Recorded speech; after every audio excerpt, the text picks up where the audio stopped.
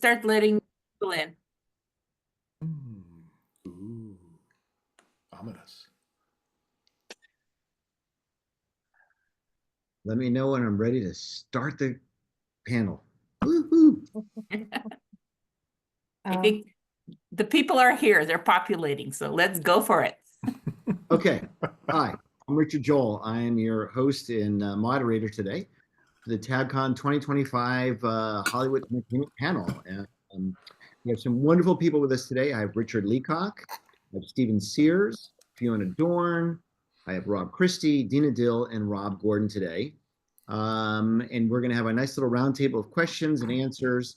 And guys, if you haven't been with me before, if somebody's speaking and talking about some subject that you love and you want to know more, please feel free to ask a follow-up question. This is kind of a open forum here. It's not just me asking all the questions and you answering.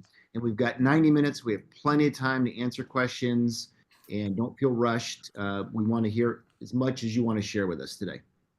So I'm going to start with Fiona Dorn. If you would just say hello, introduce yourself, and tell us a little bit about what you do.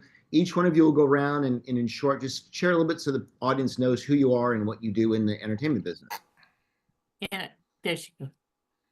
Hi, I'm Fiona Dorn. I'm an actress based in LA. I work on a lot of different mediums. I do film and television. I do voiceover. I also do video games. I do a lot of motion capture performance, and I also do creature performance as well, whether that's for motion capture or actual suit performance where I have prosthetics or kind of a suit on. So that's kind of what I do. You also do weapons and combat, is that correct? Yes, I do. Oh my gosh, see, I forget what I do. I also do a lot of weapons and combat. I do guns and swords and hand-to-hand and all that stuff for film specifically. So trained to make all of it look intense, but it's all safe. So yeah. One more thing up for you. She's also a stunt coordinator and stunt person as well. She really does everything for the TV and film business.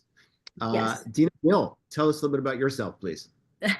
Hi, I'm Deena Dill. I am also an actress, as well as a producer and a writer. So I will be on a Netflix show that's coming out this year called The Waterfront. It's a drama created by Kevin Williamson. And I'm excited about that. Also, The English Teacher, which is starting its second season now on FX. I mean, we're starting to shoot the second season, so I have a small part on that as well. Acting wise, you might know me from iCarly, or on the CW. There was a sci-fi show called Star-Crossed, and I played the big baddie on that show.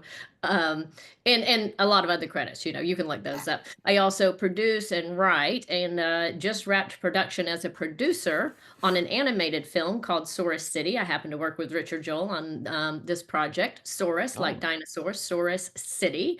And the animated voices we have a very star-studded cast. I'm very excited to announce. We have Ron Perlman, Dennis Quaid, Emma Roberts, Julia Ormond, Tim Meadows. So that's a very exciting thing. And also I do competition reality shows, focusing mainly on the competition side of things. Had a show on the CW, that network, called Oh Sit, which I also did with Richard. We created and produced that together. Thank you very much, Stephen. Stephen, how about if you go next, please? Okay. I am Stephen L. Sears, which is probably written over here. I am primarily a writer. I'm also an actor, producer, author, whole bunch of different things. I've been doing this for about 40 years. I have worked with all the major studios. My career goes back as far as writing to the A-Team. That was the second show that I was ever staffed on. But I've worked on that show, Hardcastle McCormick, Stingray, Riptide, Superboy, Swamp Thing, Raven. I was the co-exec producer and one of the head writers for Xena Warrior Princess. I was a co-creator and exec producer for the last version of Sheena, the Jungle Queen. I've had development deals with every one of the major studios and networks, and still currently have working on development deals to this day. Yeah, and that's kind of what I do. I'm just kind of searching for that wonderful job at a restaurant. Eventually that will happen.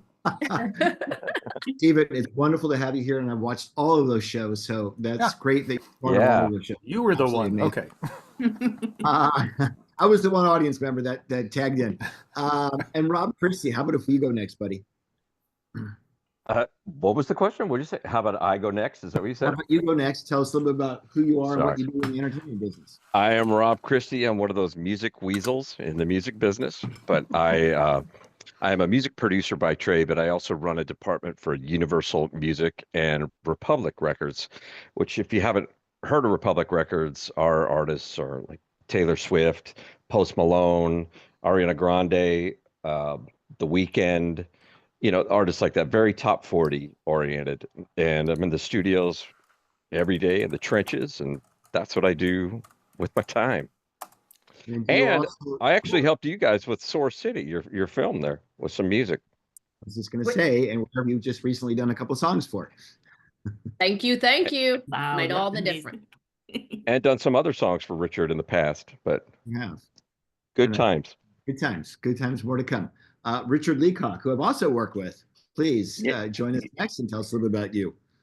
Hey, I'm Richard Leecock, or Rich Leecock today. I'm an actor, producer, and a writer. I've been in the business for probably 35 years or so, or something like that. Started in the late 80s and did a lot of TV, originally out of Canada, and came to the US. And I worked with Richard on a film we did called 99 Problems. Most recently, I've been in Star Trek Picard, 911, and also I've been working on a few things of my own and currently in the process of writing a couple of things and producing as well. I think that's impossible. 45 years? That doesn't seem right. I said 35. You're Okay. aging me up. I said Okay, 40. did I it. got the 40 on this one. Even 35, you look way too young for that. I Yeah. looked over your credits. I thought the same thing. We have crossed Yeah. a lot of paths together. I'm like, okay. Yes, Stingray for That's sure. right. I think, yeah. And last but not least, Rob Gordon, are you there? Uh-oh. Rob? Did we lose Rob somehow? Oh, no. No, man. Okay. Well, we'll keep going. If he We'll comes come back. we'll come back to him. There he is. So sorry. Oh, wait a minute. There he There is. he Oh, is. there's Rob. Hey, Rob. Hey everybody. What's going Uh, on? So I'm actually on. I actually got called. Sorry, Richard. I actually got called in the set today for work. So I'm actually on set working. But I'm hi everybody. It's a pleasure to meet you guys. I'm a comedian, actor, producer, and I worked on a couple of different projects. I actually have a show coming out called Match Point. It's actually scheduled to produce or air on Hulu, Amazon. I have produced my own stand-up special called Problematic, which is also on Amazon. And I'm in the works of a couple of different projects right now. Actually, one that Richard and I are working on currently that we can't necessarily talk about until we finish. But it's a pleasure to be here. It's a pleasure to be amongst all of these great, amazing, talented guest speakers. And I'm excited to be here. Thank you, guys. Awesome. Cool.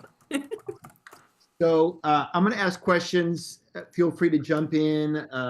If nobody jumps, I'll call on people. It seems like all of you have sort of worked for the most part, both in front of the camera and behind the camera. So I want to know for you, which you prefer most, and what is the difference in those roles for you, working in front and behind the camera? Who wants to go first? Deena? Okay, great. Okay, I'll go. Thanks. This is a hard question. I've been asked this before, and I love both. But when I'm in front of the camera, I'm always looking at behind the camera what needs to be done. And when I'm behind the camera, I'm always looking in front of the camera thinking, I might do that differently if I was the actor. So, so when I'm doing one, I want to be doing the other. My attention just goes that direction. Both are great in very different ways. You have a little more control as I produce, so you have a little more control when you're producing and writing, but you have a lot more headaches.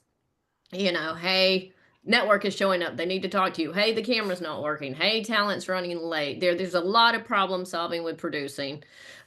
With acting, it's very lovely to hit your mark and say your lines, but it presents, and for them to knock on your door and say, do you want to come out for lunch or should we bring your lunch to you, Deena? So it's a little bit cushier in some ways, but it's also very difficult if you can't mesh your creative vision for your character with the people who are writing it and producing it. So both have pros and cons and challenges and wonderful things about them. And I can't wait to hear what other people say about this. I'm going to jump in here just for a second, if I could. Stephen, go for it. I started out as an actor. My first paid gig on stage was like I was 13 years old. I auditioned with a Gettysburg Address, and I was loud enough to hit the back of the theater, so they just hired me. And from that point on, acting was my thing. I did regional theater, high school, college, all that kind of stuff. Came out to Los Angeles originally to be an actor, and loved it. It is me. It is so much of me. I fell into the writing totally by accident. And it truly was. I'm not going to give you that whole story now, but literally it took me 3 years in an office on a TV show before I finally admitted I can actually do this. And that blossomed into a career that encompassed not just writing, but development and producing and all the other things that we talk about. So I've gotten this question also. Deena's right on point. We all get this question. And I say, I loved acting. I love it. I do it. I still do it today. I do stage work today. Love acting, but this writing thing was right there, just above it. So I wrestled with that. How do you reconcile those two loves there? And I finally came to my answer. And I just say, what I realize is that in every one of these things that I've done, I am a storyteller. That is what I've always been. I was born to be a storyteller. So when people ask me, well, which one do you love? I say, I love being a storyteller. You put me into any one of those things. And that is where I just absolutely love that feeling. The business side of it, I think we all know how to deal with that, and it's not necessarily our favorite. But when we come to our core, for me again, it is the fact that I can tell stories. And I say everybody involved with the production or involved with any type of creative effort, even if you're pulling cable on the set, you are a storyteller of some sort. So, feed that part of you and enrich it, and it will it'll take you where you want to go. Excellent. That's pretty amazing. Thank you. Fiona, do you have something to add on to that with what you do? Because you do a lot in front of the camera and a lot behind the camera. Yeah, I guess I haven't done quite, as much as everybody else in terms of like a number of projects, but well, I guess that size of a role in front and behind. But I would say that I do kind of relate to what Deena said about if I'm behind the camera or doing something on the other side, I'm always looking at the other side and thinking like, what would I do better? Or I'm always trying to hone my craft in terms of what could be better overall through everything. So that's kind of what I would say. I feel like I'm always trying to think about how things could be done better or what could be more efficient or performance-wise, what could be better as well. So that's probably what I would say. Awesome. Yeah. Thank you. Mr. Christie, how does that favor for you when you're composing music for somebody else, say Taylor Swift or Katy Perry or Jonas Brothers, versus when you're Let me say one thing. I wish I was composing music for Taylor Swift. So when you're producing, I'm going to rephrase it. When you're producing for somebody else and putting their stuff together versus writing, like when you wrote the songs for Sora City, how does that differ for you? That's actually a good question. I was going to say one thing to touch on the original question, though. I have learned that I should stay far, far behind the camera, way, way behind the camera, never out in front. But as far as writing or producing, writing's the best. Writing's fun. Yeah, because it's always fun when you are out in the world and you hear something that you've done, and just whether it's in a shopping mall or something like that. That's great. Mm-hmm. Pretty much anything that you've worked on when you're, if you've produced something or anything, if you're out in a shopping mall and you hear a Christmas record that you worked on, that's the best. Best feeling when you're not expecting it. Excellent. Rich Leecock, how about you? I'm first off, I started in acting. That's my love. Was always an entertainer. I was a dancer. I sang in a band. So I've always loved entertaining in some form or way. Got to be creative. Writing came about as kind of a necessity to try and also have that other creative outlet.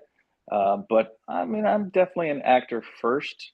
And then I do the other things because I do enjoy them. But it was started out as kind of a necessity kind of thing for me to start to write, to maybe try to make some of my own projects and do that sort of thing as well, and which I love to do. And let me just touch on that for a second, because you brought up a good point, which I'll get to on a bigger question. Actually, I'll hold that question for a second. Mr. Gordon, tell us about, I know you produce and you write and you do your stand-up comedy. How does it differ for you when you're an actor or when you're a producer? And is there one that you love more than the other, or what are the complications of it? Great question. It's very different because when you're doing stand up, I'm talking about my life, right? I'm talking about me, my experiences, things that I've gone through. I'm curating what I want to say. And then, when you're actually an actor, you have to say what's written for you to say. So I think that there's that dynamic. And then, as a stand-up comic, I'm me all the time. On stage, I'm me, unless I'm in an act out and I'm acting out somebody else, but they're in my life, right? So as an actor, I'm becoming who this character is. So there's a very much difference there. I like being me, so I can definitely say that I love stand-up, and I'm always going to love stand-up, but I do like to become a character because it gives me an opportunity to use the talents that I have, all of the talents that I have, that I exemplify on stage. And I would talk about the writing piece because as a comic, you have to be a writer. There's no you don't have a choice, you know what I mean, in the matter. So because you're not, I can't have, well, some comedians have other writers, but even in that, you still have to punch up or give them experiences that you've gone through in your life. So you have to somewhat write. So from that, it made me become a writer. And then I have to enjoy the work that I write because I'm writing from a place that's personal to me. And then you grow and you evolve into understanding script and script structure and being on set and seeing how things are done. You're like, oh, I can do this. It's pretty much the same thing. It's just a different type of structure. Joke structure and script structure are both structures. It's just how do you use the structure to best exemplify what the story is. But I think that both give me great pleasure, but I think I love stand up a lot more because I can control what I say versus not.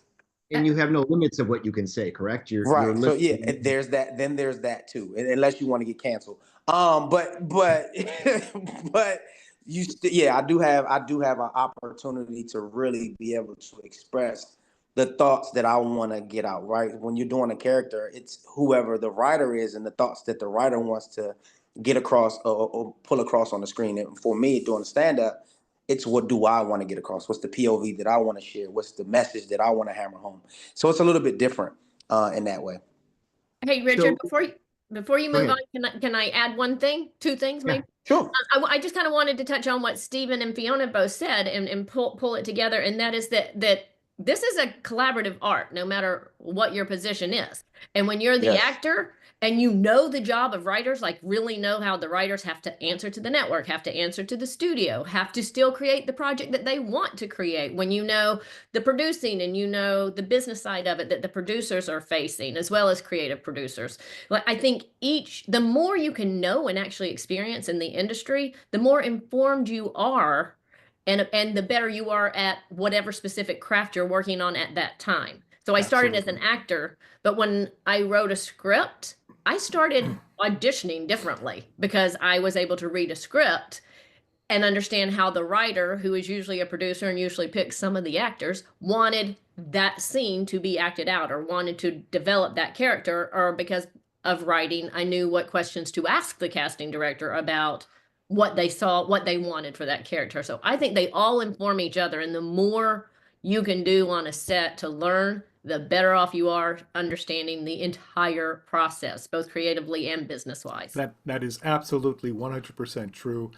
I have, Great. when I was trying to be an actor, the reason I became a writer, by accident again, I started to break down and analyze scripts because I wanted to understand what the creative mind behind the scripts that I was trying to get involved with, what that process was. When I started working on staff and producing, I was suddenly on the other side of a casting table. And I learned more about acting by being on that other side. And I was able to give advice to my other friends who were actors and tell them. But this is one thing, when I grew up in a studio system. Network studios, you are a part of that system. The young people today, especially who start out an independent filmmaker, are so incredibly advanced because they have to work in all of those different mediums. They have to work at all those different positions. and they know so much when they get started in the actual, what we call the reality of the business, if whatever that's going to be.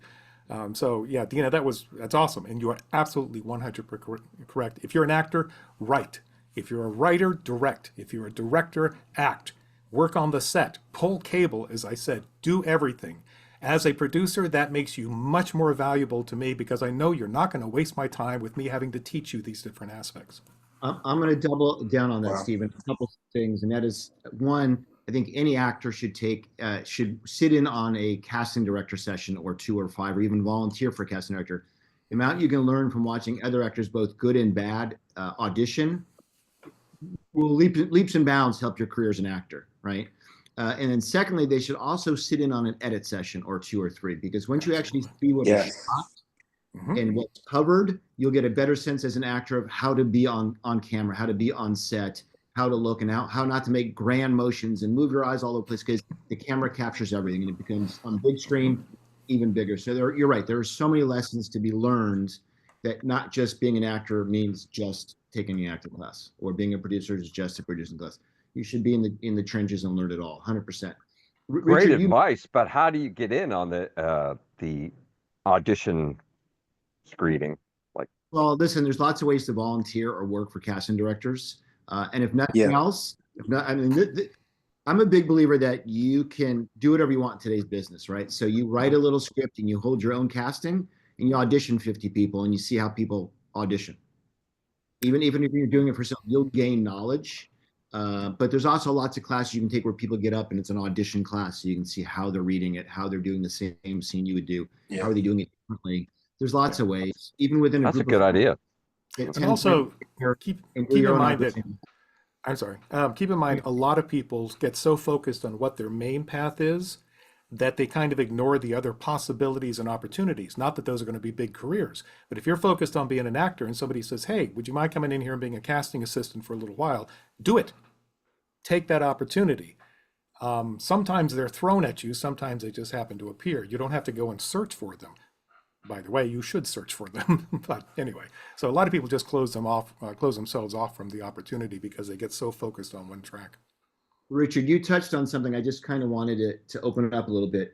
You said you wrote out of necessity to create more work for yourself. And I think there's an opportunity in today's dynamic where you can shoot 4K on an iPhone 16. You can create your own work. You can write your own series. You can create your own credits on IMDb by doing a short form series. What if all of you in any way, shape, or form want to say, what's that suggestion of yes, how do you create your own work today? And is it a necessity or required? Should it be required to create your own content today? I think today you have to do that if you'd like to get ahead, because if you're just sitting waiting by the phone, that call may not necessarily come. When I started, you'd be sitting there waiting for your agent to call, and hopefully it'd be a role that you want to do. Don't wait. Back in the day when I started, we didn't have iPhones, so it wasn't exactly an easier time to try and make something. But today, in this day and age where we're at, there's no reason you can't make something. If you want to do that, you can. I did that. My brother and I wrote a short film for an idea that we've had for a very long time, and the time was right for us to finally put that together, shoot it, produce it, and star in it. And I got to do that with my brother. We love working together, and so now we're marching that around all the different film festivals, and it's been doing well. Congratulations. Anybody else want to answer on that question?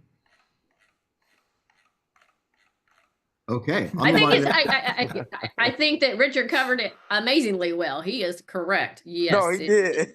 Did a great job. Yeah. Woo! 2 thumbs up. All right, we got it. Wait. Let me touch We on got Rob. it. Richard nailed it. Moving on. Let me touch on Rob Christie. So you're on the music side. Are there ways for people to create their own music and actually publish? And is that recommended? Of course. As a matter of fact, major labels these days aren't really, I hate to say this, they're not necessarily signing what's good. They're signing what's popular. So you've already got to have the numbers to begin with. You got to be out there on your own. You got to have numbers in the millions almost already. So you got to be out there on your own doing it. And the one thing that I tell every younger or new artist that I come across is don't wait for anybody or anything. Just keep moving forward. Don't wait for anybody or anything. Keep moving forward, doing your thing, putting out your own music, writing music. And if, like I said, if you have songs in the can, I wouldn't even hold on to them or shop them around. Just keep moving forward and put them out, you know? Right. Rob, I got a question for you in regards Mhm. to like the music portion. So with the music portion, what kind of numbers do you guys look for an artist to have prior to maybe signing them or kind of doing a deal with them? What does that I, look like for you guys? I think every situation's a little bit different, but most of them are at least in the hundreds of thousands, you know? I would say most of them. And a lot of, I hate to say that, you know, they're only signing what's popular. I mean, that's a generalization, of course, but it's kind of true. So get out there, and to be honest, a lot of legacy people are getting signed, like sons or brothers of famous artists and stuff as well, There's which an I've seen a aspect lot of of that. lately. Yeah, There's an yeah. there's an aspect of that for us as well as actors, as a matter of fact. It's not completely like that. Obviously, they do look for people who come in and knock the role out of the park, But there is an aspect where they're bringing in people who are kind of just popular, uh, who are Yeah. YouTubers or whatever, that sort of thing, and that's in the acting world as well. And we just have to deal with that, and that's why we have to keep making our stuff and keep moving forward, just like you said. It's That's right. instant marketing branding is what they're looking for, something that is tried and true, or a name that And seems slightly familiar. And that's why the legacy thing is very, very true. it is. And to be honest, I mean, labels and movie companies, they're kind of like banks these days. You know, it's like they want to invest in something they know they're going to get a return on. They don't want to spend the time doing artist development anymore when you really don't have to. Artists are a dime a dozen out there, Yeah. but that's why they need big numbers. And I've seen lately even artists with like 1 million Spotify listeners a month, 1 million listeners a month, still getting dropped. I've seen that. So That's crazy. you got to show good numbers these days. Yeah. What Wow. are good numbers? What's considered a Well, good? honestly, I thought that 1 million listeners a month Yeah. was pretty good, but apparently, that's borderline. I'd say that's borderline. You got to be up into millions a month. I'm glad I can't sing or do Yeah. I'm glad I have no musical talent, so I would never go down this road. Yeah, and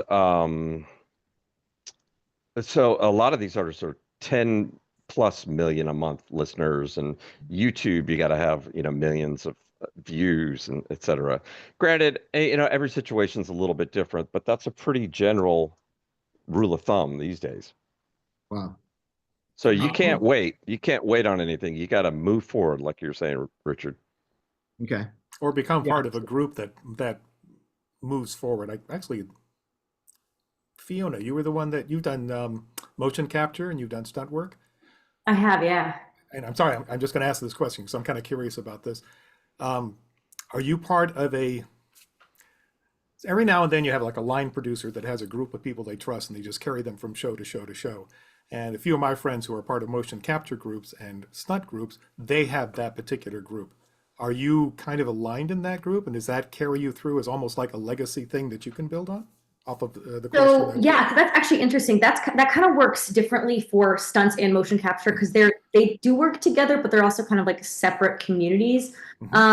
So for stunts, that's mostly like networking and community oriented, which is very interesting because when I first started getting into all of that, I found out that it's different than the acting community. It's all about who you know and making friends with people. So usually that's done by training or going to certain gyms where all the stunt people train. Like there's certain stunt gyms that have foam pits and bouncy floors and stuff like that where all these people train. And so you can kind of community build through that. And yeah, that's kind of how that will work. There'll be, and then there's like big companies like 8711 or like 87 North. I'm not affiliated with those because I'm more on the acting path, and to be a part of those, that has to be your entire existence and purpose in the industry. So But in terms of like smaller projects or things like that, yeah, definitely that's kind of about who you know, and if someone you work with a coordinator who likes you or enjoys working with you, then you kind of can keep getting hired for their needs, or they can get you on a roster for certain needs that they have. For motion capture, that can be different. That's typically about getting in with the motion capture houses. So I have a couple houses that I've worked with that like working with me a lot, and so they have me on their roster, so they'll reach out to me directly about that. And that's kind of about more about knowing like the devs, the game developers on that side. And then sometimes that's about knowing stunt coordinate, like if it's for stunt related stuff, but a lot of times motion capture is, if it's performance capture, it's full facial, it's acting, or if it's creature performance, that's a different thing as well than stunts. So it kind of depends on their needs for motion capture. I've done a lot of like soccer stuff for motion capture as well, because I do sports, so they like need to find sport people. So it kind of depends on the needs, if that answers your question, Stephen. I just think it's interesting that, like what Rob was talking about, a lot of it is branding based on the performer. Richard also touched on that. Whereas in this community-based, it's more like the actual working environment and who you work with. I don't know. I didn't mean to hijack anything. I just thought that was kind of an interesting comparison between those. Yeah, no, that's totally true, though. I think in any aspect of this business, there is, as you mentioned earlier, Stephen, the business of the business, and that is facilitating relationships, building contacts, networking, going to events. You can't just sit at home, no matter what your job is, and think you're going to get work and people are going to call you. You have to facilitate it. You have to get out there and build those relationships. And it starts from getting your first job or going to your first event where you can connect and meet somebody, right? So yeah, it's all part of the business. I mean, Deena and I have worked together for years. I work with Richard, I work with Rob, I work with Rob Christie, I've worked with Fiona. I mean, I've known her. It's like you just have to continuously build those relationships and facilitate. I mean, and clearly, Stephen, you've done that over the years. So now we're all your friends, Stephen. So you better hire us. For sure. So I'm going to switch gears a little bit, and obviously, AI technology has been a big hot button for a while now. Over the last year or so. Each one of you in a different way it probably affects. And so what are your thoughts on it going forward? How much should it be controlled, used, expanded? Anybody feel like jumping in and sharing, please do. I went first last time. I will throw mine in because this was part of an earlier discussion we had about in writing itself. Yeah, we had. And this question always comes up. Obviously, we're always going to be getting these questions. AI is here. It's out of the bottle. People are going to take advantage of it. It's going to make things more efficient, more cost efficient, et cetera, et cetera, et cetera. I've been following this since it used to be called fuzzy logic a long time ago, when it was basically some sort of an intelligence system trying to figure out what humans were actually making mistakes in and then incorporating that into its learning process. Now it is AI.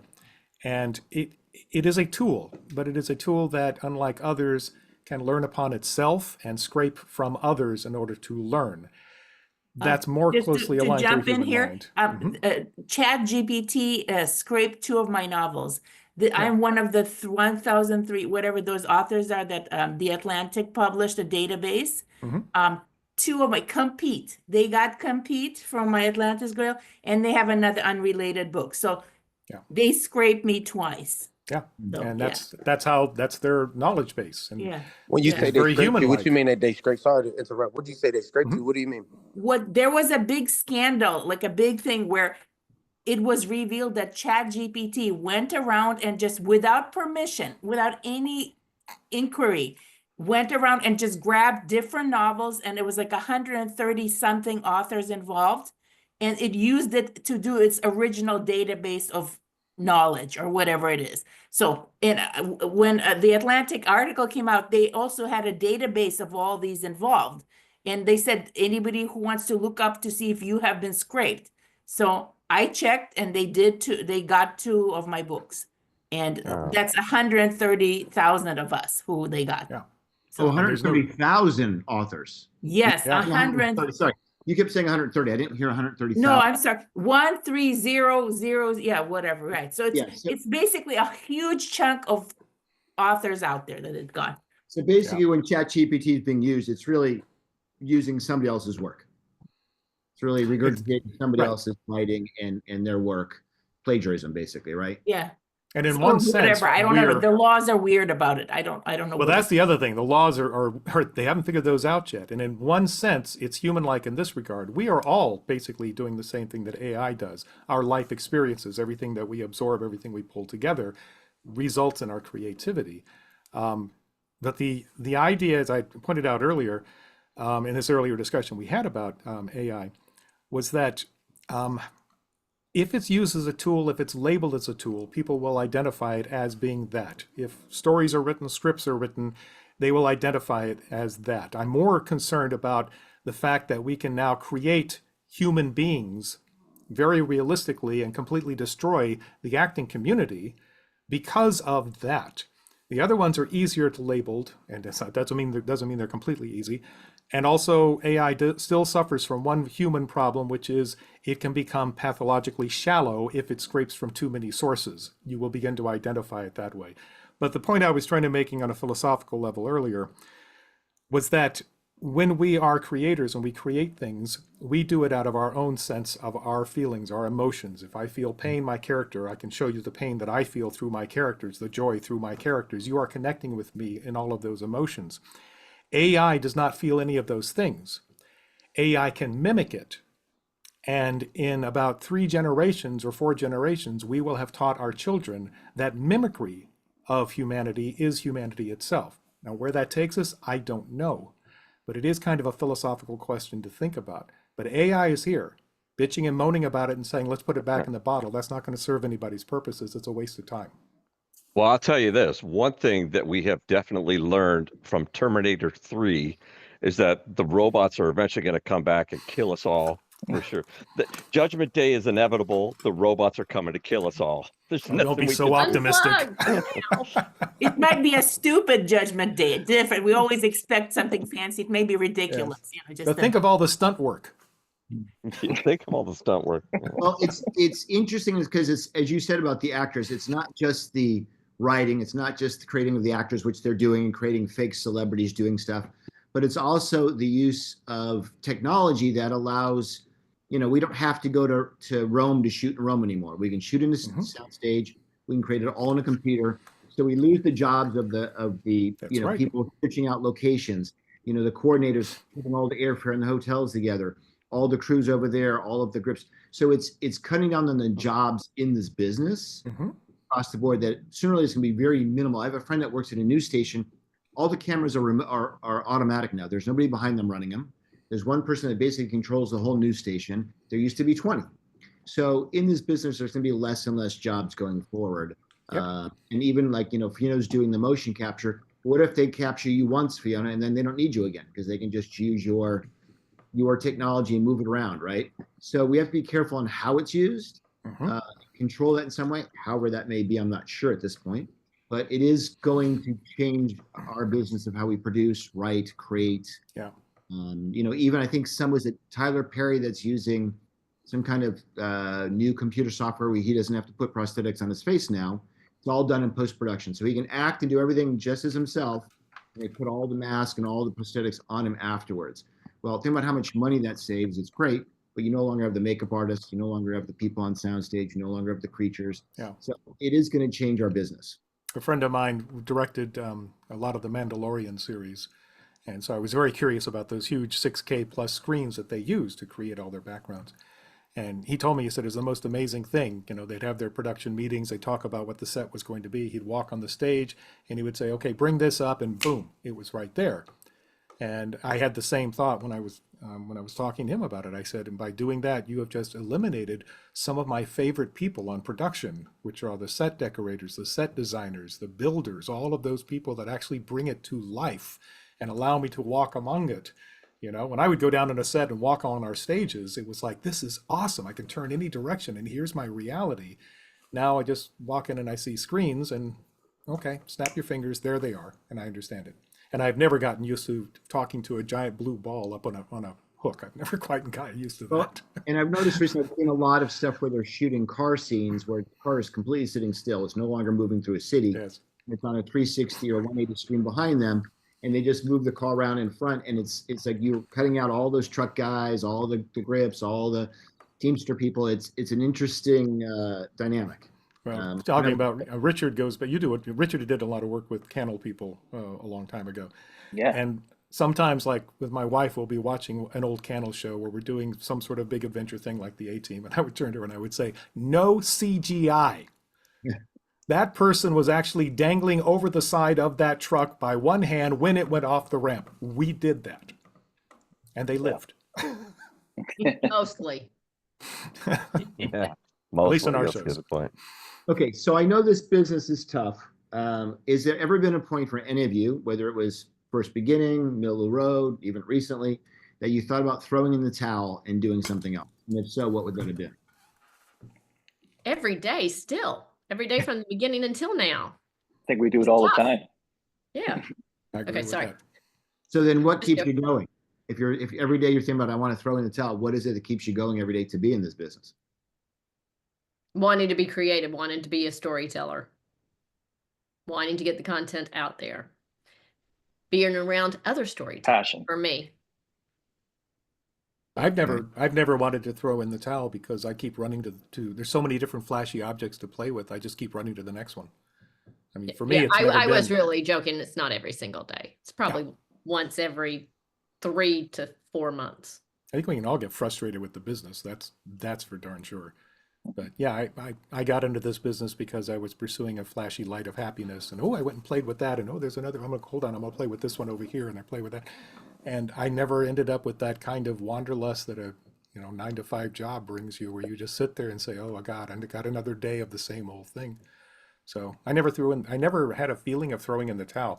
I have had frustrations, obviously, but yeah, I just think I don't know. This is an interesting question. I am kind of curious about everybody else's response on this. Rob, Christie? I've definitely had moments. Oh, sorry, go ahead. No, go ahead, Rich. Go ahead, Rich. Yeah, go ahead, Rick. I definitely had moments, but it was never like I don't like this anymore, because the passion that I had it from, when I started when I was, 2 years old, as I said, because I'm only 37 now. I'm not 37 at 20 out of that. Honestly, you have moments where you get frustrated, just like you said, Stephen, and it's like, am I doing the right thing?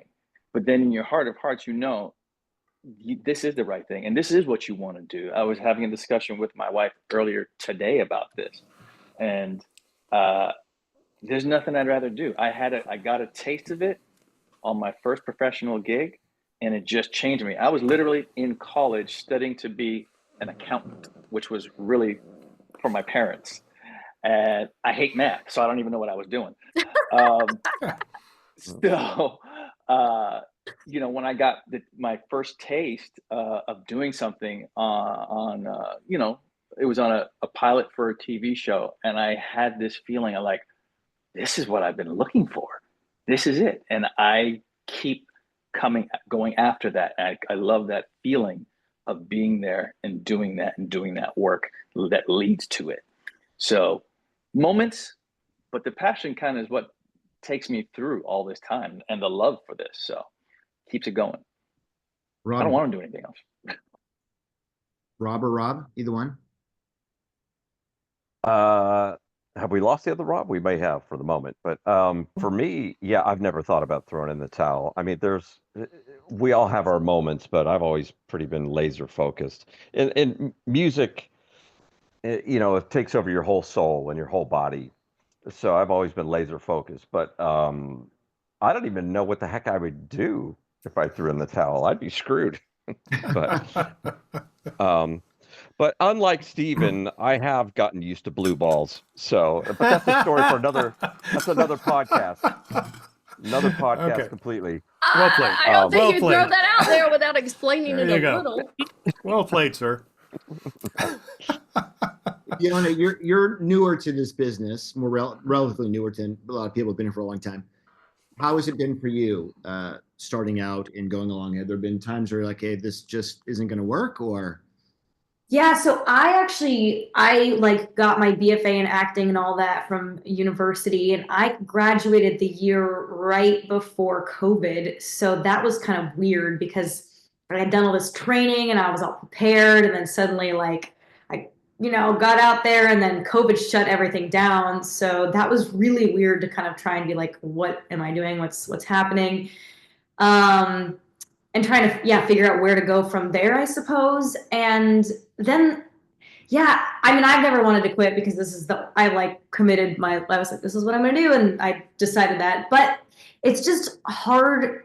It's been a lot of work to even get started doing things because there's so many closed doors in this industry that you really have to like knock on and knock on and knock on, or somehow turn yourself into water and weasel your way under the door.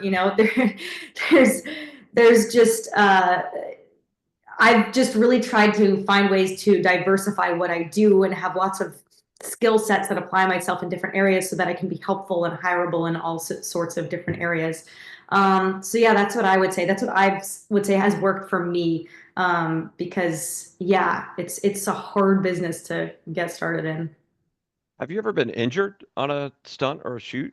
Just curious. I got injured doing like this action audition a couple years ago. We had to do this like thing where someone picked us up and swung us around their shoulder, like underneath their shoulder. And my partner and I were ready to shoot it, but they said, keep rehearsing, like don't stop rehearsing. So I think we over rehearsed it, and I like kind of like pulled my shoulder out. So it's not like the worst thing in the world, but it does still hurt me sometimes. So it never fully recovered, I don't think. But that's the worst that's happened to me. I know much worse has happened, but I typically don't put myself in those crazy situations. Like I'm not trying to do like intense car wrecks or high falls or burns or anything like that, because that's kind of, again, more of like a stunt path where that's your life. And that's kind of a different path from mine.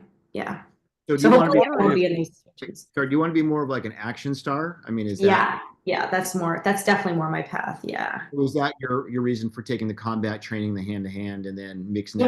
Yeah, because I'm just athletic. I like sports, and I've always liked fantasy stuff and sci-fi stuff. So yeah, I figured if I could get these skills that I enjoy doing, that would kind of lead me into more. And I've gotten roles and booked video games and stuff like that just because I have this skill set. They don't have time to train someone. They need someone that knows this now. So I know it and I enjoy it. So yeah, that's kind of why.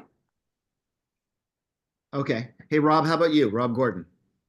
Has there ever been a time that obviously stand-up comedy is hard. You've been doing it for about a dozen years, if I'm not mistaken. And you left being an architect or went to school for architecture. How did what made you decide to do this? And was there ever a time that you were going to throw in the towel?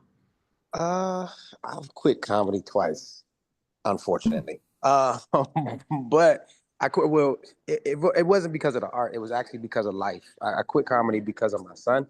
So when I had my son, I actually stepped away from the business a little bit, and my friends actually brought me back. Tony Woods was actually the person that brought me back to doing stand-up.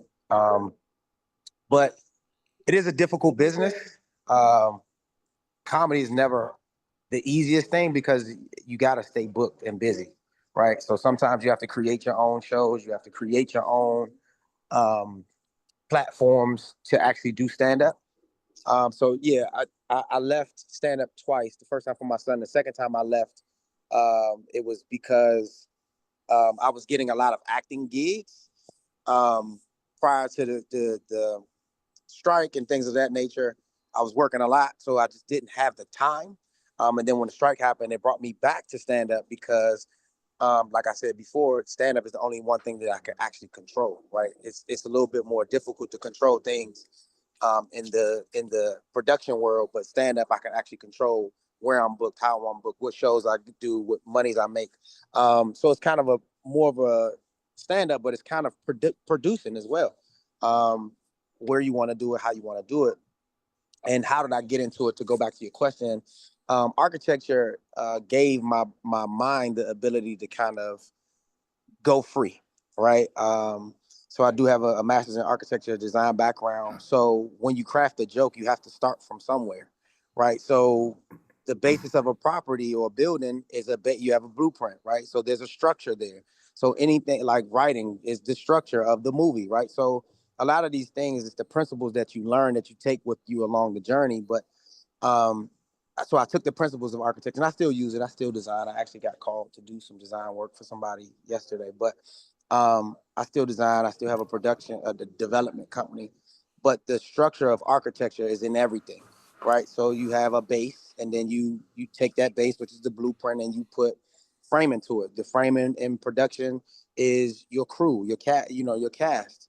All right. The story then is erected. That's the building, right? And then when it's finished and it's all said and done, that's your post production. That's your roof, right? So now you have a full-fledged building, and that you can go sell, right? So the architecture principles are still there, but I just kind of use them in a different way. Awesome. That is Awesome. pretty cool.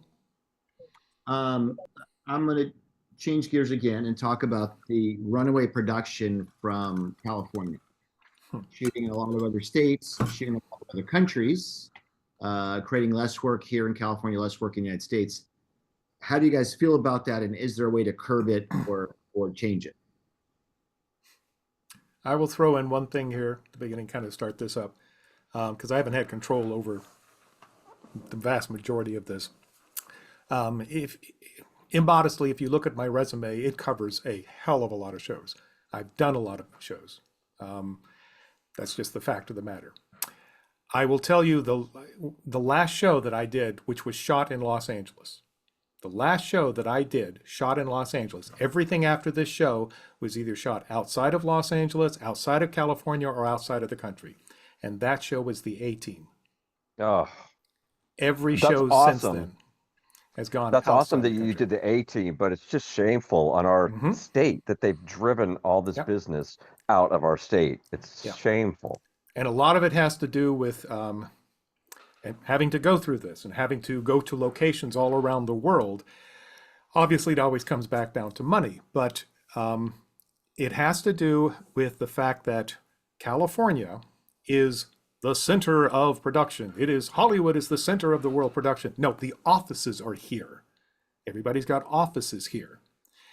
So we can always brag about that. But the bottom line is California, you would think, would offer the best stimulus packages for shooting here in California. You would think that California would say, absolutely, we've got to subsidize everything here. We're one of the Yes. few first world countries that does not universally subsidize our arts. But in fact, other countries have looked at this and said, well, wait a minute, we can make deals to take advantage of the fact that you can't afford to shoot in California. So even when they started doing it with states, and I was moving out to other states, the other states started saying, wait a minute, we want reciprocity with California. So we want the same rates, we want the same conditions. Right to work states then said, of course, we are right to work. So we have unionized, we have non-unionized. And then it became a big cluster F because it was like, well, then we don't have to shoot here. We can go shoot in Australia, or we can go shoot in South Africa, or we can go some other place. So the runaway production is all money-based, but California has the ability to solve this. We just don't, because we keep bragging about being the center of Hollywood. Yeah.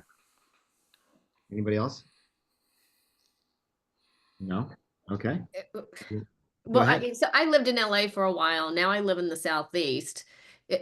I don't love the runaway productions to other countries, but I will tell you, it's made my life a lot easier with kids in school, and I wanted to be closer to my family throughout the Southeast. So I am able to make a living acting without having to always go to LA or always go to another country. That's true. So that's the benefit. And also I think it's a small benefit that there's a larger pool of talent that gets an opportunity in the entertainment industry because it's in different locations now, rather than just all the Nepo babies who grew up in LA. Those are two benefits, but at the same time, it's frustrating that so many productions are leaving the US. Yeah. And they're all leveraging these different things because there is an incredible talent pool in Georgia and the Southeast. Incredible talent pool. I've worked with them a lot. But they're able to leverage that. The studios and the monies and the powers that be are able to leverage that against other things in order to maximize their profits. So it would be, the internet was a wonderful thing, but it exposed us to the fact that there are actually talented people outside of Los Angeles. What are we going to do with them? Well, we're going to go find them. We're going to work with them. So it's a complicated issue, and I think Deena's correct in pointing that out. Even though we here who are in Los Angeles talk about runaway production, and we bitch and gripe about it, it has given us some wonderful talent from around the country. It has allowed us to develop other areas that are wonderful, and the other state governments are taking advantage of that. Why wouldn't they? It's just shocking to me that California has driven that business out. It's great that there's all this world community, but it's shocking that that is our culture here, and they've driven it away. And They've driven lots of other industries away too in California. It's not yeah, business friendly, that's for You- sure. but guess our I was- culture is movies. That is our culture, amongst other things. But that was, Do we think Hollywood that- is iconic. Do we think that LA shifts into different industries as they push industries away, as they cost gouge, as things go up? Do we think that they erect a new industry here? Is that what the thought is? No, I think what Steven said is really correct is, they all have their offices here, Netflix, Amazon, Apple. They're all based here, but they're shooting everything else everywhere to keep costs down. So at the end of the day, it is bottom line. You want to make profit, you want to keep your shareholders happy. And it's like, well, if we can shoot in Bulgaria for a third the cost, let's shoot there, but our corporate offices are still based in Hollywood. Right. So I don't think the entertainment business is going to necessarily create a new business to support it. I just think people are starting to move to other cities. People are moving to the south, to Atlanta. I have friends that moved permanently to Bulgaria and Lithuania and Italy to shoot projects because they can just shoot for half the cost there. So I think people are just saying, hey, we don't have to live in, as Deena's saying, she can live in the south and still make a living and still work a lot in Atlanta and surrounding areas. I think for a lot of people, it's kind of a refreshing thing that you can go work somewhere else now. You can go live in Italy, you can go live in the UK and work and make a living. You don't have to be stuck right in Los Angeles. As we know, LA is super expensive these days. So why not be able to The work? fires and the fires that are consuming the area, is that a big problem too? That's causing. No, I mean, people listen, to leave? Hollywood shut down for 3 weeks because of the fires, but it's not a situation that's going to cause a change in where we produce content, produce films and TV shows. That just becomes a cost factor for any network or streamer that wants to save money. And yes, there are lots of great talent in other cities, but at the same time, there may not be enough great talent in those cities. So they're casting people that aren't the best or forcing, Deena got cast, Deena got cast in something, but she's having to, work as a local hire, even though they thought she lived in Los Angeles, right? So a lot of times they're flying people from LA out, but forcing them to work as a local so they don't have to pay them the extra They're money. not forcing me. They they hired me out of LA, and then they said they called to make my airline reservation. I'm like, oh, hey, guess what? You don't have to actually pay for that. And they were so thrilled. And so, now I lost travel days on both sides, that sort of thing. But I'm sorry. Did I? Let me rephrase when I say force. There's a lot. I know a lot of actors that get work in other states, and they're asked to work as a local hire. So they don't want to pay for their airfare out there. They don't want to pay for the per diem. It's like, hey, if I hire you as a local hire, you got to fly yourself out there. Sometimes pay for their own hotel, but they know that actors are desperate to get work because there's less work in Los Angeles, and they want to work, and so they're willing to take that chance and pay for those things themselves. That definitely happens. As a guy who came from Canada, you got to stop talking to you, Richard. Sorry.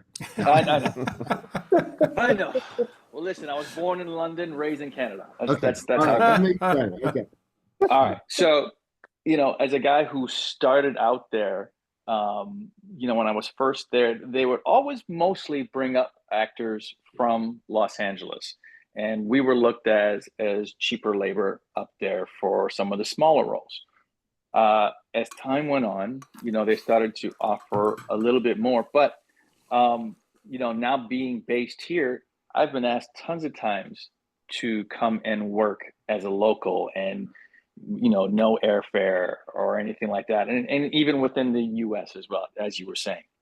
So there's kind of a flip side to that too, because sometimes the actors who are not in LA are not necessarily getting the jobs that they would necessarily want to. Yeah, and a lot of the shows are shooting in other states, New Mexico, and I know a lot of states are building their own sound stages, Arizona, Texas, They're all trying to get in and cash in on the lucrative business of giving incentives to shoot in their state. And listen, it makes sense. Why not? Now, to Right. switch gears just a little bit on the same topic, from the producing side, when you're looking for somewhere to shoot your project, you are looking at the dollars and what's giving better tax incentives. However, I have learned this the hard way. You also have to look at that location and try to figure out how much local talent, not just actors, crew, the technicians. It's a collaborative art. So if you're looking to shoot in South Carolina and they're giving you a tax incentive, I have learned it's best. I'm using that as an example that this did not happen, but I would look in South Carolina and say, how many other films are shooting there right now? How many other TV shows? Will they have the crew there to support a second large production coming in, or Right. a third mid-sized production? Or am I going to have to bring people in from the surrounding area, which then eats into what I thought I was making in the tax incentives? Your butter, yeah. So it is a very complicated puzzle to put together on the producing side as well. Yeah, I agree. shot 2 shows in Florida, and I've used basically the same crew for both shows. And they are an incredible crew. I love them dearly. They saved me so much money and brought so much to the screen. But that was the A crew. And I managed to get them for 2 shows. Doesn't mean that there aren't other talented people there. Certainly in South Florida, there's a completely different dynamic, but there's definitely a lot of talent there. So yeah, you start to spread it out a little bit and you get people who are part-timers and not professionals.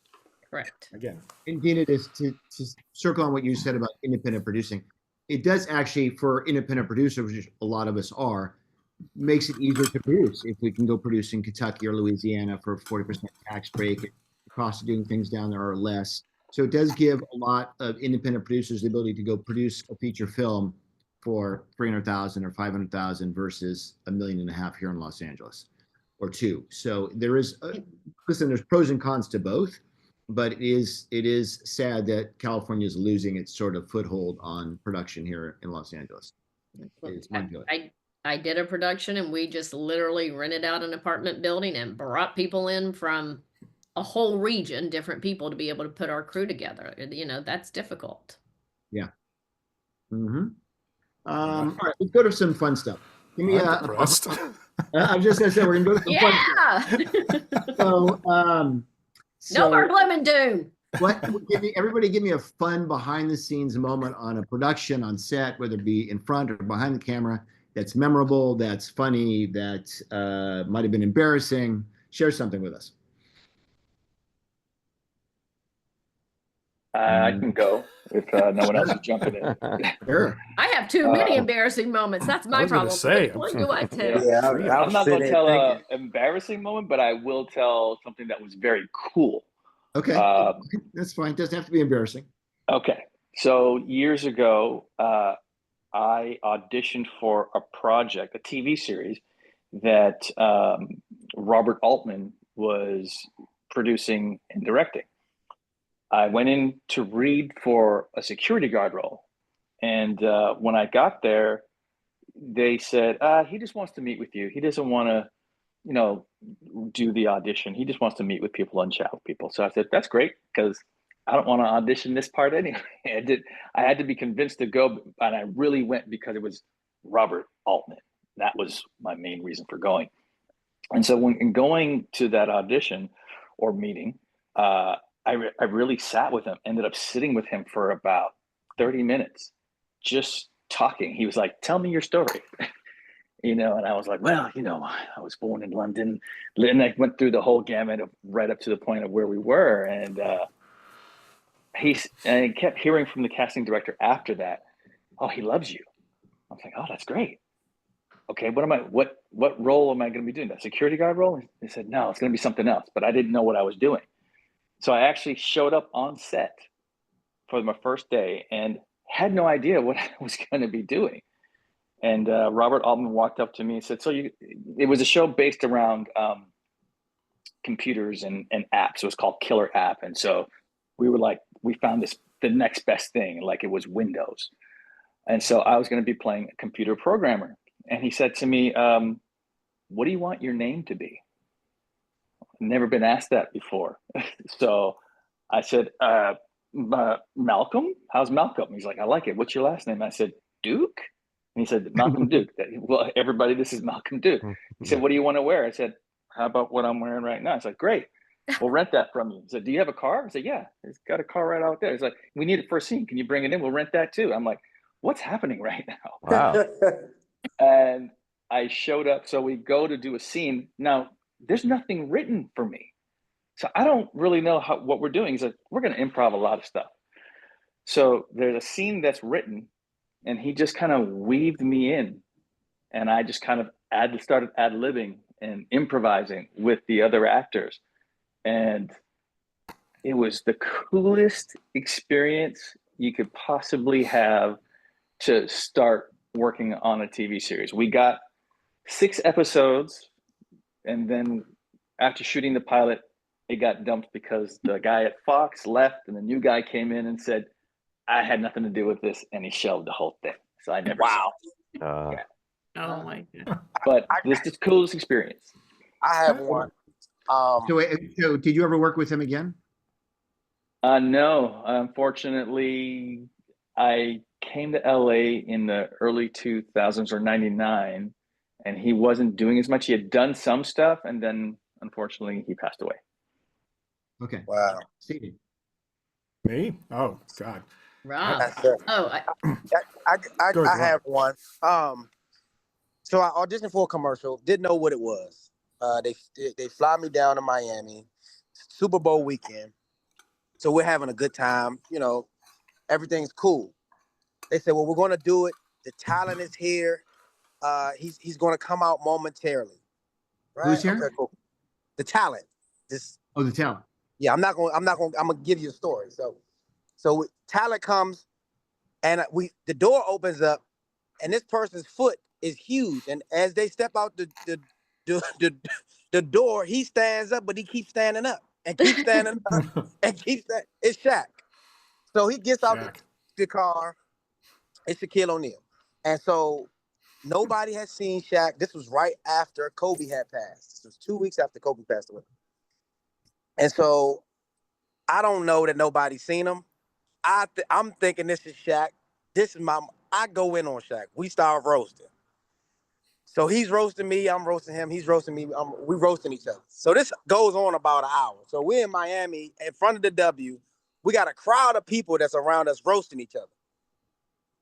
And so they say, okay, we have to get to shooting.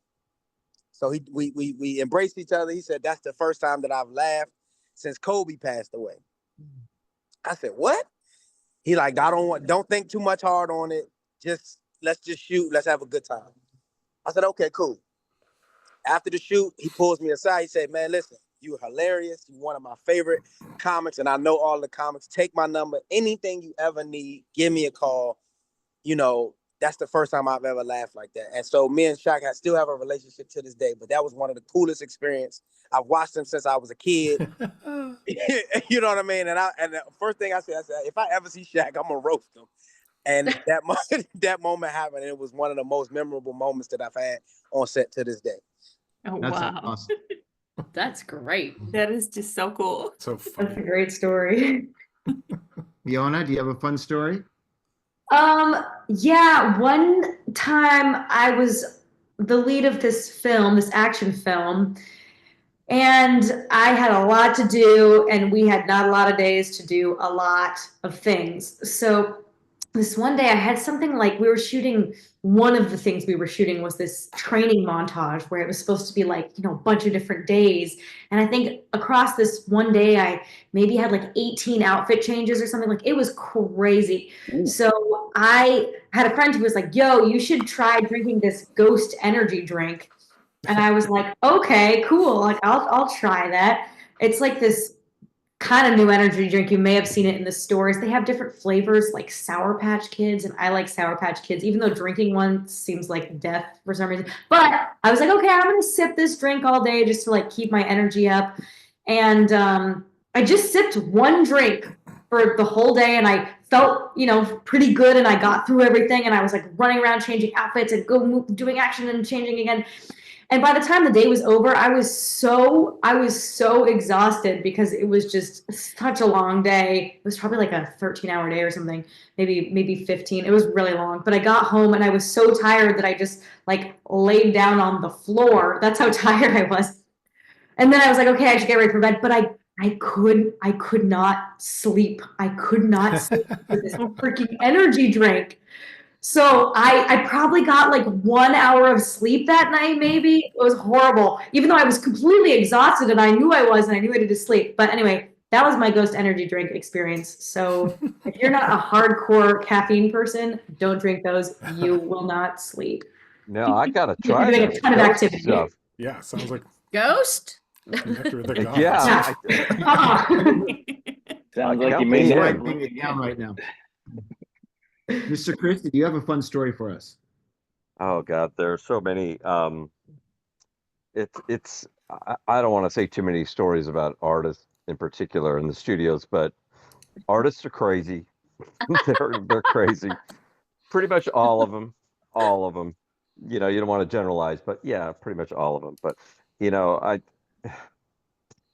trying to think of maybe something that might be funny from like, oh, I could say back in the day, like I used to have to get Gene Simmons like condoms and Polaroid cameras and Polaroid film because like it's just yeah, and it's what you think. That was It's exactly what you think. take a turn. Yeah, and not much has changed these days. Like I There's- did do a read through with Snoop Dogg once for a film he did called Bones. Both my brother and I did a read through, a table read, because some of the actors couldn't be there, and so we do the read, and right after, hey Snoop, welcome, and he said, "I just need to know one thing, nephew. Where can a brother get some weed?" That's what he asked me. shocking. Shocking. You would need to never know think that he would say that. Deena, Dill, You know, have- nowadays. Oh, go ahead, Rob. Nowadays it's most of the rappers you know, it's not like smoking a joint in the studio or anything like that. It's blunts all night long, just huge blunts from the moment they start to, you know, just all night long. And I it gets deeper than that, but that's all I'll say for right now. It's just way more intense as far as that goes now. Yeah. And it's just you know, we deal with it in the studios. So Deena, you must have some good stories. I was just trying to decide what I can and should tell. I'm thinking of the audience, though. It's kind of a sci-fi audience. Am I right? Yeah. Okay, so I will tell a Captain Kirk story then. ooh. Do you guys know who Captain Kirk is? William Shatner. Come on now. But I know. Well, we were talking about, you know, the Brady Bunch and like aging ourselves. Anyway, one of my very first acting jobs was on a little show called Boston Legal, and I had a makeout scene with William Shatner. You And had a what? Hey. a makeout scene. We had the kissy face. So it was really one of my first acting jobs. And obviously, you know, when you're making out with Captain Kirk, it's a little uncomfortable. I won't tell this part of the story, but he played the most awesome joke on me because he knew it was my first makeout scene ever. But it's kind of long. But what ends up happening about 10 years later, I'm acting on the CW on a sci-fi show called Star-Crossed. And we are hired, it's in our contract as the cast that we have to, there used to be a little app called Twitter that we had to live tweet during the episodes. And so the cast got together at a Moroccan restaurant in LA, and we might have had a drink or two, and we were texting and trying to, or tweeting and helping each other come up with funny tweets.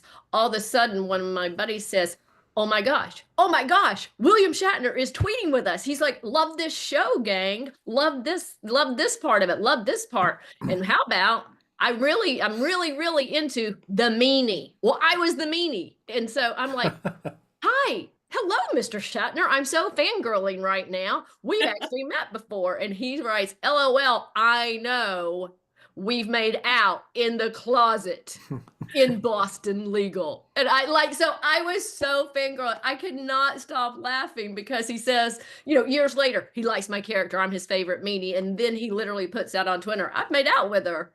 So that was a very surreal moment to have Captain Kirk like, it was me in the closet. Mrs. Montrose.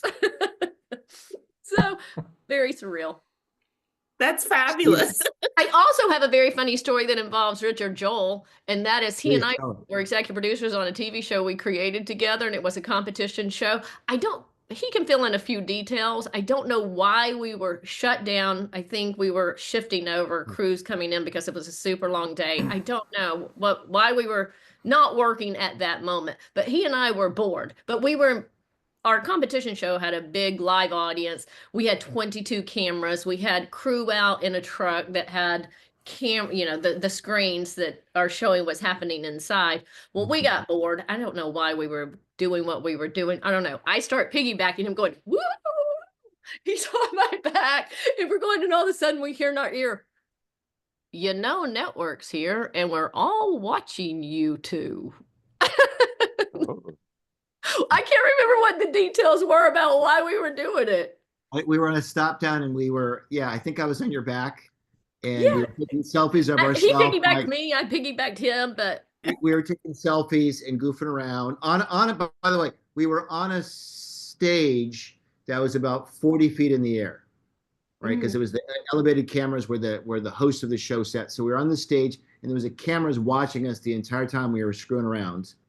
And we're the exec producers of the show, and somebody says, yeah, the network is watching you guys do this. Maybe you hello, network's visiting today. Did you guys forget? And we're like, clearly we did. Yes. That was it's a very funny story. Stephen, you must have some great stories from all the shows you've worked on. Triaging them is the problem here. I think one of the things that is mentioned a couple of times is when having grown up watching television and watching film and everything, and then suddenly you're immersed in it. We all have those moments where you are talking to somebody or you're working with somebody, and then you realize, oh my God, that is this person from my childhood. That was because, I threatened William Shatner with a shock room one time, and I was kind of like, that's Captain Kirk. I used to play him when I was a kid. All of these different, so there's a whole bunch of people that every now and then the little voice in my head says, you do know who you're working with right now. This was the same person you watched on the screen and emulated when you were out in your backyard playing. But this is not one of those stories. I'm trying to think of some of the funny ones that happened on the set. This one actually happened off the set though. When I first came out here, as I said, I was an actor and I had an agent and I had started to diagnose and break down scripts so that I could learn more about it, as I mentioned earlier.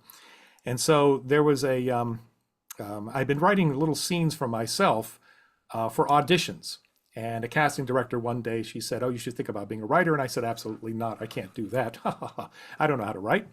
And so I pulled out a script from a TV show and I just thought, oh, okay, well, I'm going to start emulating this. That's where that started that learning process. So I ended up writing this one script. It was a spec script. Now keep in mind, I had no intention of being a writer. I just wrote it for the experience of doing it. And it was off of a popular sitcom at the time.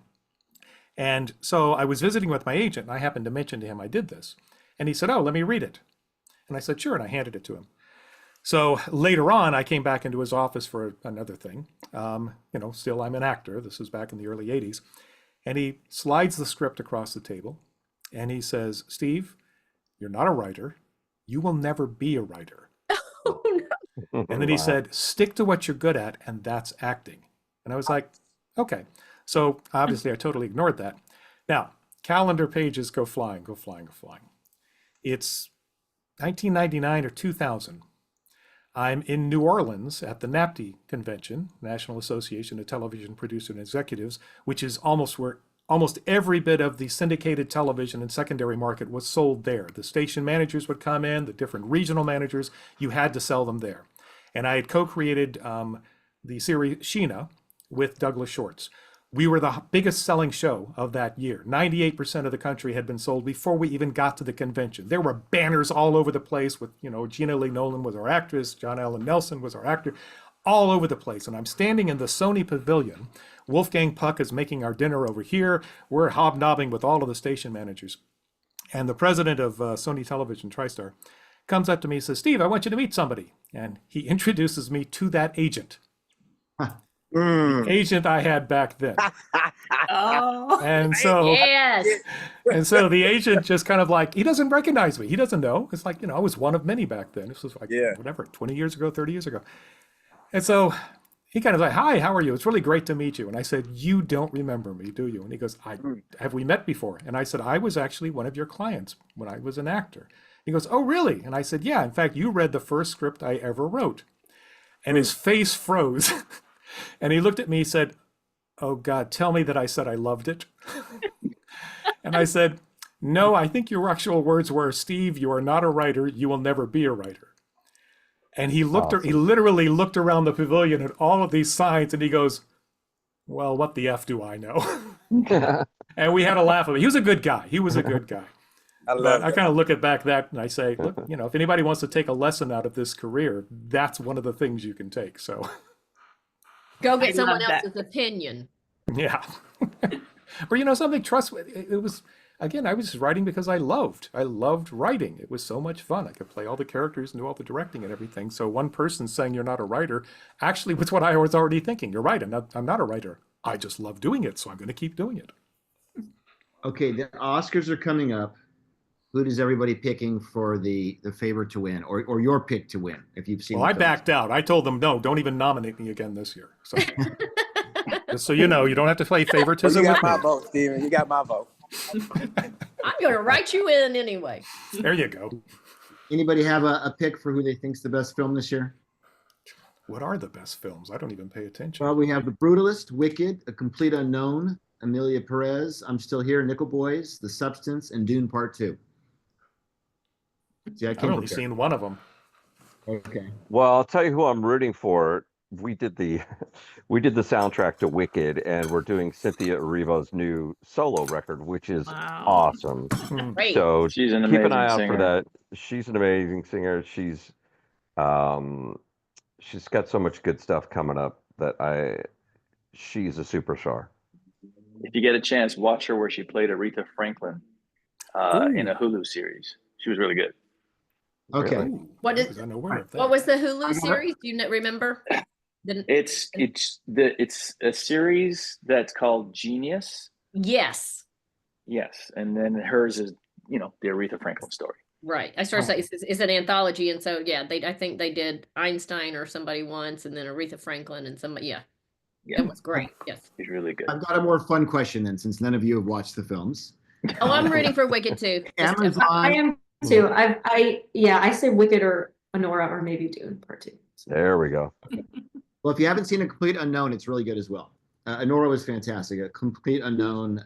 Timothée Chalamet sings all the songs. You'll learn 48 songs, three instruments over 5 years. Give it a watch. Really fantastic. Actually, everybody sings the real songs in the film. Amazon just purchased the rights to 007 James Bond to be able to continue to produce those. Who would you like to see, man or woman, male or female, as the next James Bond or the next Bond character to be the Richard lead? Joel. New James Bond, Richard Joel. Me. Shaquille O'Neal. Anybody I'm gonna say have a me thought there? every single time. Yeah, There you go. Yeah, there we go. Rich can be. Let's put him in. Why not? I was born in London. Why not? Yep. There you go. Yeah. I'm going to vote for Rich as well. I was going to say Idris Elba because I just think he's That's absolutely who that's me too. I think Idris Elba would be amazing. Sorry, Rich. Everybody keeps saying Idris. He would be great. He's got to be getting up there though in age, right? I know, but see, Richard. when they started that talk about him, it was a while back, and I was like, oh, Yeah. that's an awesome choice right there. Okay. Another question: who is your favorite 007? It's Sean easy, Sean Daniel. Connery. Sean Yeah. Connery. Daniel Craig. I'm sorry. You know what? Daniel I'll Craig, tell you too. about Daniel Craig, because I liked how Yeah. they changed the series where he actually got cut and injured, and it was just became more real versus Yeah. now what he would, James Bond was invincible. Nothing ever happened. Yeah. And I like the new incarnation of Daniel Craig's James Bond. Yeah. I love Sean Connery, but was in awe of how they did the films with Daniel Craig. Yeah. I grew up on Sean Connery. I think Timothy Dalton came the closest at that time to the actual Ian Fleming character. I love what they've done with Daniel Craig because they tried to create the original Ian Fleming character, but have it more introspective on itself, the misogynistic character that was in the original one. Yeah, there's so many of them. I mean, David Niven to me is still a big favorite of mine. I mean, you have to go back to the Casino Royale, the original one. Yeah, so I've liked I'm all gonna of them finish actually. I think they've all been good. I've really liked them all. George Lazenby, Timothy Dalton. and I like was not- George, by the way. I like Timothy George Dalton. Lazenby. Which one did you Timothy say? Dalton was not great. He was the Well, weakest. I haven't seen Lasby, but Dalton I thought was great too. But Daniel Craig's been my favorite. Richard Leecock is going to be he's going to be the best. There we go. I Actually, pick you. You're my guy. give it a Dorn for James Bond for the new Bond character. We'll finish because we're running out of time. We'll finish. What are you working on now, or that you can share that's upcoming or just coming out that you'd like to let us know about? None of you are working on anything. Okay. Okay, I'll go. Still working on my project with my brother called The Hard Way. We have now been entered into, I think about 18 film festivals, and we've won either top TV pilot or web series, probably about 8 of those times, which is great because we are trying to turn it into a TV series. But I'm also working on a project that is going to be kind of hard to make, but I'm writing it with someone right now. Is a film about Marvin Gaye, who I just don't understand why there hasn't been something. I mean, I kind of understand. It's been partly because of the music rights, but so I'm writing a take on it that's done from the point of view of his brother. So that's something I'm working on. Very cool. Well, I will jump in. I've got 3 different projects in various stages of development. We're probably going to be shooting a trailer teaser next month for one of them. It's a project called Eventide. It's based on a series of books by Diana Zimmerman. It's fantasy, adventure oriented with a kind of a passion project in there, is that it deals with people who have specialness, and I use that word because I don't like to use the word disabled. And as a part of our package, we say that everybody in this process, behind the scenes, in front of the camera, in the decision making, have to represent the people that we have in this particular project. So it's kind of a passion project of mine that I've had for several years. I've started writing more prose because as a writer, I can do that in between jobs. It's great. I have a book that came out called The Above Ground Underground, which is short stories and collections of short stories. But the graphic novel back here, Stalag X, I wrote that with Kevin J. Anderson, who he and Brian Herbert write all the Dune sequels. So he's consulting on all of the films. And that one is in development at New Republic Pictures. Francis Lawrence is attached to direct, and Francis directed all but one of the Hunger Games. He did I Am Legend, Constantine, Red Sparrow, which is one of my favorite movies.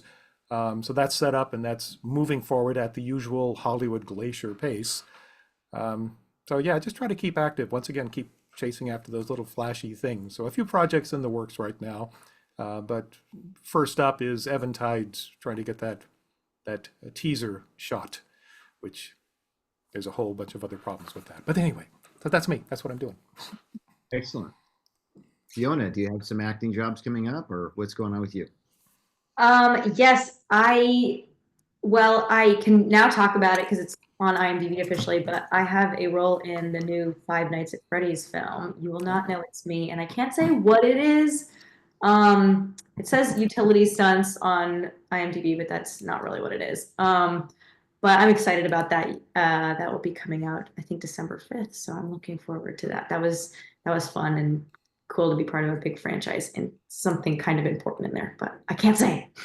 And you just won a Best Actress award for one of your films, is that right? I did. I just won a Best Actress award at a film festival for this short that I was in, so that made me happy. So I'm looking forward to All right. that award ceremony and stuff. And I will tell you, I saw Fiona in a play last year, and she was absolutely fantastic. It was an absolutely amazing play, amazing cast. Who was in it, Fiona? Rob Morrow was in it from Northern Exposure, and Marcia Cross, Desperate Housewives, Melrose Place. Yeah, there was it was a 5-person, very intimate show, and Richard came. Thank you, Richard. So that was a really awesome experience to be a part of. And we had some really, really great actors come through to watch it, which was also cool. Mr. Christie, what do you have coming up? Oh boy. Well, as I mentioned, the Cynthia Erivo solo record is coming out in a couple weeks, so that's really good. Watch out for that. The Weeknd's new album is #1 in the world right now, which we did in part at our studio. Did the last 3 records, and he's one of my favorites. And it's #1 in like 20 countries or something right now, so that's exciting. What else? Sorry. I'll be in Vegas 2 weekends DJing, March 16th and April What? 15th. Yeah. So party March 16th and when? April. Right. April Okay, we're 15th, hanging with whatever. you, man. Yeah, no Yeah, kidding. it's only You just want February to be right part now. of your entourage. I've already done 4 shows this year so far, and it's only February something. So I'm exhausted. I'm too old for wow. this. But I'm pulling now up, the Rob. next two are spread out by a month, so that's good. Yeah. I'm literally going to say I'm with the DJ. Yeah. Sure. Come on out. Free drinks. Free drinks. Dill, what do you have coming out shortly or soon?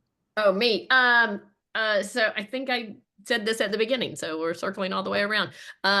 Sometime this year, summer, I believe, a show coming out on Netflix that I'm acting on, called The Waterfront. And maybe you won't recognize me either. I have black hair. I may or may not be missing a tooth. My character is a meth head who knows her way around the bar and hangs out with a lot of men. The whole series starts with me making out with a gentleman who has a heart attack. Anyway, I'm also in the next few weeks shooting something for the FX on The English Teacher, where my character is described as upscale and the nicest woman on the face of the earth. So very different types of characters that I'm getting to play. Producing front, just wrapped post-production on the animated movie called Source City, which Richard, Joel, and I executive produced together. And also I have 2 other projects that I'll mention. One is I have the rights to a New York Times bestseller, so I'm just starting development on that, but I have a little bit of money to hire a writer. So as everybody knows, getting just that first little bit of money is a pretty big deal. So I'm very stoked about that. And starting to develop what I hope will be an awesome family-friendly web series, faith-based. Awesome. Good luck. And Mr. Gordon, last but not least, you, my friend. I am working currently on a tour. It's 14 cities. Starts next week. So that's first. And then Did you say second, 14? 1-4? Yeah, 14. Wow. Yeah, 14 cities. And where can people find out where you're performing over those 14 cities? So I'll get all of the details. It'll be on my page, and then I'll have it posted on the website as well. So all of the details are coming soon. I just literally locked that in yesterday. Right, but where do people watching this find your page? My page is ITS. I'm sorry, Rob R-O-B Gordon on Instagram. It's Rob Gordon? Okay. It's Rob Gordon. Yeah, on all social media platforms, Cash App, Venmo. We'll add it to our website. We'll add it to our website. Don't send it on over. I have another show that I'm actually producing called Undiscovered, which it'll be a comedy series. I'm going to do some episodes here in LA, and then I'll do some episodes in DC as well. So it'll be for stand-up comics. So Undiscovered comics that you've never seen before. So I'm putting that together. We'll actually start production on that mid next month. I have, like I said before, Match Point is actually coming out on YouTube TV, Hulu, and Amazon. That's coming. I have a prank show that I'm actually working on with D. Vernon Davis, Hall of Famer. from the San Francisco 49ers. It's called Out of Bounds. We're working on that now. And a film that I can't really talk too much particularly about because it's a lot of NDAs and red tape. But yeah, busy. Busy. Cool. Awesome. Ooh, amazing. Listen, thank you all for being part of this wonderful TAGCon 2025 panel. Great stuff. You're all wonderful. Good luck, each and every one of you. And I talk to you all. Stephen, Richard, we will have to Richard, become- before you go, we had fans asking about the okay. Atlantis Grill. So what's the latest we can tell? In March, we'll be meeting with showrunners and production companies. Okay. So everything's put together and ready to start shopping. We'll be meeting with showrunners first to attach a showrunner, and then production companies after that. Tell people what a showrunner is. Well, Stephen's probably been a showrunner, haven't you? Mm-hmm. Yeah. So tell us what you do as a showrunner. Well, it's what Robin Williams said about writer producers. You learn to blow smoke up your own butt. A showrunner is basically the person who runs the show. That's, primarily the name. They're generally an executive producer, but more importantly, they are also the nexus of the funnel that goes between production and goes between the business and the network. So they basically have to interpret everything that's coming down from the front and make everybody above it believe that you're actually going to do what they want you to do, then filter it down into a creative effort. So you are basically the central piece in the production and theoretically making all of the decisions. Like In a reality, puppet it changes master. from show to show. And Stephen will tell you, because I've been through some showrunner programs and I've done some smaller showrunner stuff on some projects, but that you on a full series, especially network, which was he's done when you're doing 23 episodes, you are working on between 4 and 8 episodes at a time, whether you're doing the editing, the sound, the music, the casting, the writing, because every showrunner oversees the writing usually. It is a nonstop position, exhausting position, and you have your hands in every single aspect of the show. So I give you a lot of credit for being at that level and doing those shows, Stephen. It's a lot of work, I know. Thank you. So, it is so fun. I'm looking to attach somebody like Stephen, who the network trusts, who the network knows in the sci-fi world, and then partner with a production company that also does the sort of sci-fi series that we're looking to do. So that is the plan in March. Start that process. That's any other questions, peeps? Is that it? Thank you so much to everyone. Thank you. Thank you for having us, and it was really wonderful to meet the whole panel. Yeah, awesome. to meet all of you. Thanks, everyone. Thanks, guys. Stephen, a real pleasure to meet you as well. Great to meet you, sir. Absolutely. Let's all get together. We'll have coffee. We'll talk. It'll be great. Yeah, we'll do the lunch thing. It'll be What can we great. say? Stephen, are you Let's figure out based a in- project to work on. Or Wait, something. and we're all headed to Vegas, March 16th. That's right. Yeah. That's right. DJ, 15th, Rob, yeah. Christie, and then why Cranston don't we just Hotel go and ahead, Rob Rob? Why don't Christie. you go ahead and do a stand-up show for us while we're there too? Let's do it. There, Let's do it. I'm there down. you go. Perfect. There you go. All right. Goodbye, everybody. Thank you so Thanks, much. everybody. Appreciate it. Thank you, everyone. Take care. Thanks so much. Bye.